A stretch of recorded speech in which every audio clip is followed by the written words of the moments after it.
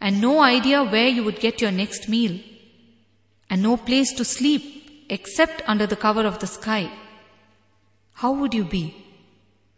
Totally terrified, is it not? This is because you have never been taught that existence is your unfailing friend. You have always looked to people for help because you believed that only people help. You fail to understand that existence helps through people. Your faith has always been on people, never on existence. When you place your faith on existence, you can live like a lord on planet Earth. I enjoyed my days of wandering. I used to simply walk where my feet led me, with no idea of my next destination. I used to get into any train and get off at any station where the scenery attracted me. I did not know the Hindi language at that time, and most of my wandering was in North India, in the Himalayas. I simply picked up Hindi words to find my way about. Actually, to learn any language, the first difficulty is your thought that you don't know the language. You first alienate yourself from the language, and then it seems difficult for you. Here again, you alienate yourself with your all-knowing nature. Anyhow, most often I wandered on my own and not with any group of sadhus. Never ever did I feel that I was alone. I enjoyed being a part of existence. When you learn to relate with nature, you will feel the joy of existence. I never had to beg for food. When I was hungry or even otherwise, food came through someone in some form. This is what I mean when I say just believe and let go, and existence will take care. People ask me, Swamiji, you struggled so much in your life and then you reached your goal. Should we also suffer to reach our goal? I tell them, I struggled because I was using 10,000 keys to try to open one lock. I experimented for years together and then found the right key. Now I have the right key with me. I am ready to give it to whomsoever wants it. It will take you only one moment to open with it. Of course, if you feel that you have to suffer, then that is your freedom. I will not interfere. Your only effort should be to allow existence to flow through you. The lesser resistance you pose to existence, the lesser effort you will have to put yourself. It is directly proportional relationship. When you get enlightened, you are but an empty channel through which existence flows continuously, that's all. When all efforts drop on your part, existence can flow effortlessly through you. Yes, any questions? Swamiji, how does meditation help in feeling contented? You see, when you continuously meditate, you will become soft and vulnerable. You will become porous, sensitive and aware. You will find that your consciousness is expanding every moment. Your consciousness determines your feelings and actions.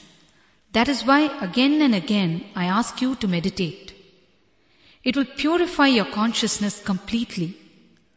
Things will become clearer to you.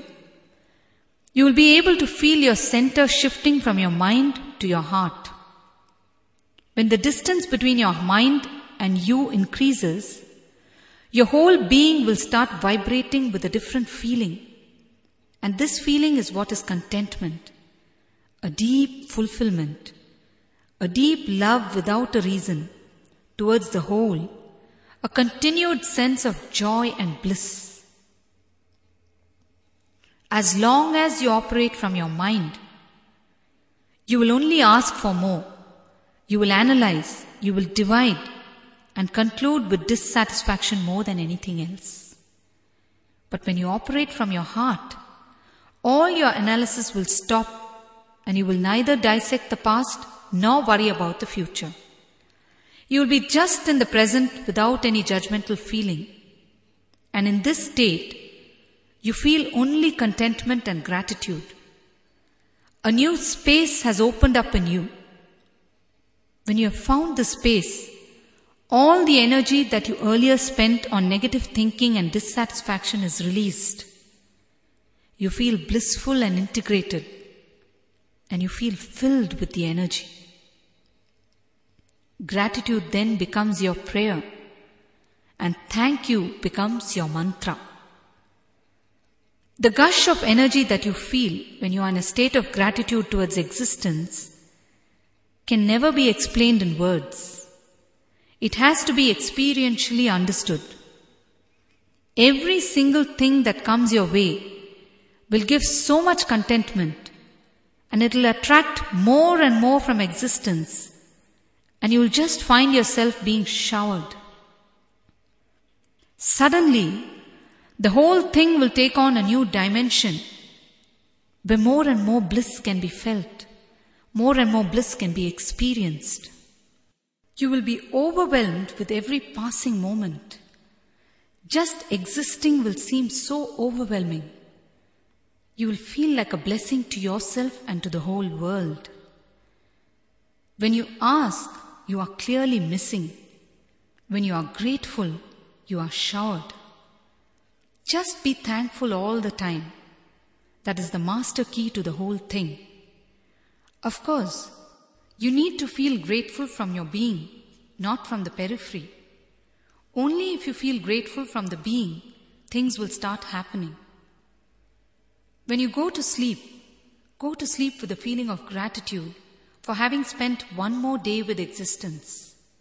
When you wake up with the feeling of gratitude for having one more day with existence.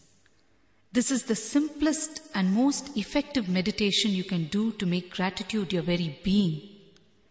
I tell you, just by feeling and radiating gratitude from your being, you can change the face of planet Earth. All terrorism, wars, religious fanaticism, ill health, poverty, etc. can be eradicated by just spreading awareness about the gratitude that needs to be brought out from each person. When each one feels and radiates gratitude, there can be no hatred or jealousy. All the possible routes for global negativity can be destroyed with just this one feeling, because the reasons for all negativity will simply dissolve with it. That is the beauty of gratitude. All right. Let us now spend some time doing a beautiful meditation technique called the Sahasrara Dhyana, a meditation of gratitude.